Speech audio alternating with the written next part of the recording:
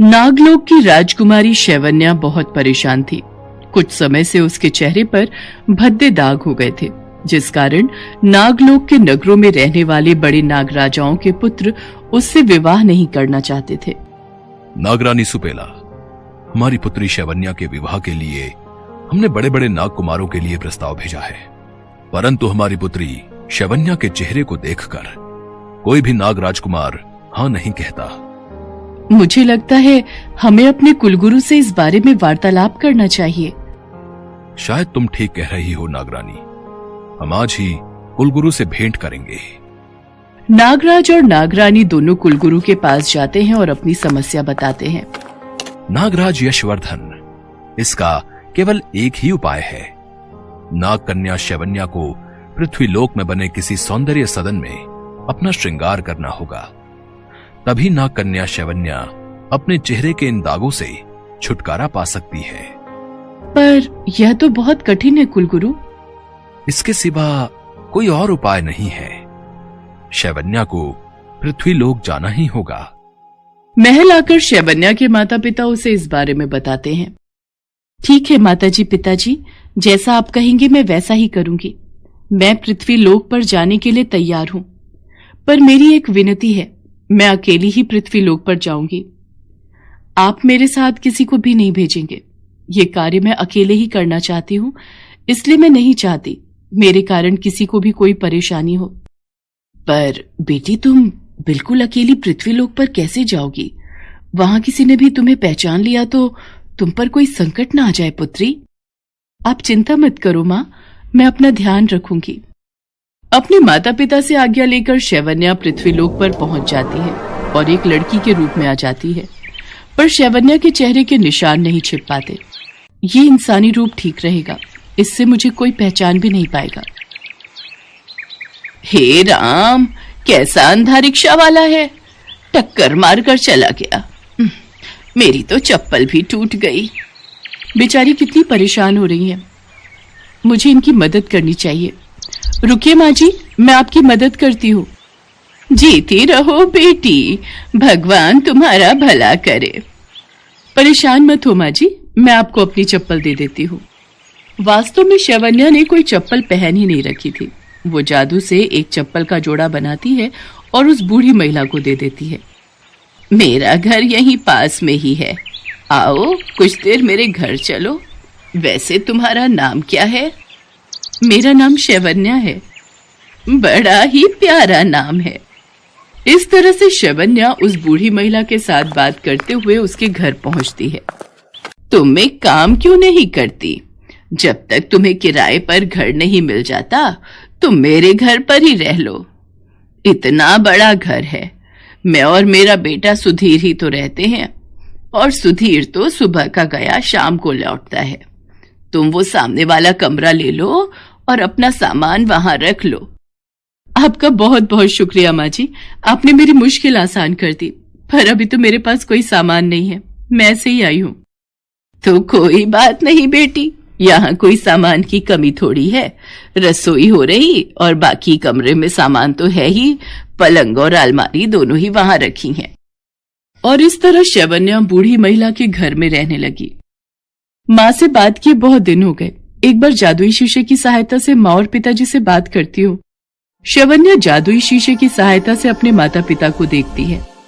शैवन्या बेटी, तू कैसी है? तू ठीक तो है ना? शैवन्या बेटी, तुम इस वक्त कहाँ हो? तुम अपने असली रूप में तो नहीं आई हो ना? माँ पिताजी, आप चिंता मत करो, मैं इंसानी रूप में ही अपने सारे कार्य कर रही हूँ। मैं एक साधारण महिला की तरह ही यहाँ रहूंगी, किसी को भी मुझ पर शक नहीं होगा। आप दोनों अपना ख्याल रखना, मैं जल्द ही लौटूंगी। शैवन्या अपने माता पिता से बात करके रसोई में खाना बनाने के लिए जाती है। माँ जी, आज खाना मैं बनाऊं, अगर आपको बुरा न लगे तो? क्यों नहीं बेटी, तुम्हें जो खाना है वो रसोई में बना सकती हो। शैवन्या रसोई में जाकर जादू से सारा खाना तैयार करती है। इतनी देर में सुधीर भी आ जाता है। तुम कौन हो और मेरे घर में क्या कर रही हो? सुधीर बेटा, ये शैवन्या है। आज दोपहर को मैं जब... सुधीर की माँ उसे सारी बात बताती है। माँ, ऐसे किसी पर भरोसा नहीं करते। न जाने कौन है, कहां से आई है, और तुमने तो अपना पूरा घर ही उसे दे दिया। मां, तुम बहुत सीधी हो। सुधीर बेटा, ऐसी बात नहीं है, वो बच्ची बहुत अच्छी है। सुधीर की सारी बातें शैवन्या सुन लेती है और वहां से जाने लगती है। माँ जी, मुझे लगता है मेरा यहाँ रहना ठीक नहीं। सुधीर जी नहीं चाहते कि मैं यहाँ पर रहूं, और आप दोनों के बीच में मेरी वजह से कोई मनमुटाव हो, ये मुझे अच्छा नहीं लगेगा। मैं कहीं और अपने रहने का इंतजाम कर लूंगी। अरे नहीं बेटा, ऐसा ना कहो। सुधीर, तू अपने कमरे में जा, मैं तेरे लिए वहीं खाना लेकर आती हूँ। शैवन्या के आ जाने से उस बूढ़ी महिला को बहुत आराम हो गया था। एक शाम शैवन्या बाजार से आ रही थी, तभी मोहल्ले के कुछ लड़के उसके पीछे पड़ जाते हैं। अरे ये तो वही लड़की है ना जो आजकल सुमन आंटी के घर में रुकी हुई है। हाँ भैया, सुधीर भैया के तो मजे हैं। एक अकेली लड़की उनके घर में रह रही है, और वो भी बिना किसी रिश्ते के। भाई वैसे देखने में तो बिल्कुल सुंदर नहीं है, इसके चेहरे पर कितने गंदे निशान हैं।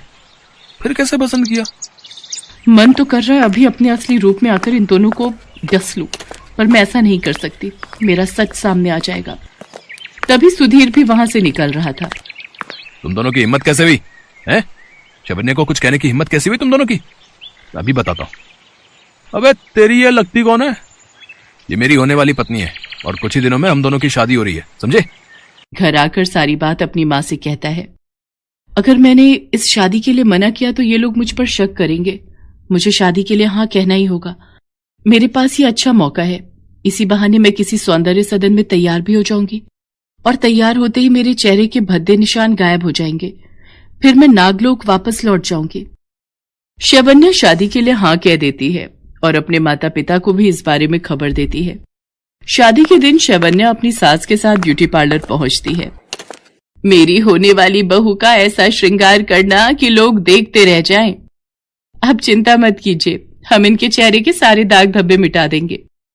शैवन्या को ब्यूटी पार्लर वाली लेडी बहुत सुंदर तैयार करती है।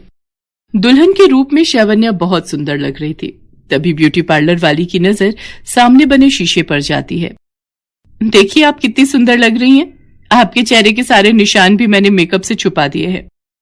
शैवन्या शीशे की तरफ देखती है। ओह, ये तो कोई नागिन है। वो देखो सामने शीशे में इस लड़की की जगह एक सांप दिखाई दे रहा है। भागो भागो भागो यहाँ से। रुक जाइए, मैं ऐसी नहीं हूँ जैसा आप मुझे समझ रहे हैं। मेरी बात तो सुनिए। माँ जी, एक नागिन मेरी बहू नहीं हो सकती, तू तो हमें डस लेगी। ऐसा ना कहिए माँ जी, मैं आपको पूरी बात बताती हूँ। तब तक सुधीर भी वहां आ जाता है। शैवन्या सारी सच्चाई बताती है और रोने लगती है। नागराज और नागरानी उनके कुलगुरु के साथ वहां प्रकट होते हैं। पुत्री शैवन्या ने किसी को धोखा नहीं दिया, ये सत्य कह रही है। मैंने ही शैवन्या को धरती लोक पर भेजा था। माँ, पिताजी, मैं सुधीर से प्यार करने लगी हूँ और मुझे माँ जी के साथ ही रहना है। सुधीर को मेरे स्वभाव से प्यार हुआ, उसने मेरे रंग रूप को नहीं देखा। माँ जी भी मुझे बहुत प्यार करती है, नहीं तो कोई किसी पर क्यों विश्वास करेगा। उन्होंने मुझ पर किया, मैं उनकी बहुत इज्जत करती हूँ। पुत्री, तुम्हारी ये करुण बातें सुनकर मेरा भी हृदय पिघल गया है। मैं तुम्हें आशीर्वाद देता हूं। मेरी शक्तियों से तुम आज के बाद एक साधारण स्त्री का ही जीवन व्यतीत करोगी। अब तुम नागिन नहीं हो। कुलगुरु की बातें सुनकर सब बहुत खुश हो जाते हैं। शैवन्या के चेहरे के सारे दाग धब्बे खत्म हो गए थे। सुधीर और शैवन्या की शादी हो जाती है। उस दिन से शैवन्या धरती लोक पर ही सुधीर और अपनी सास के साथ खुशी खुशी रहने लगी। ऐसे और वीडियो देखने के लिए हमारे चैनल को सब्सक्राइब करें।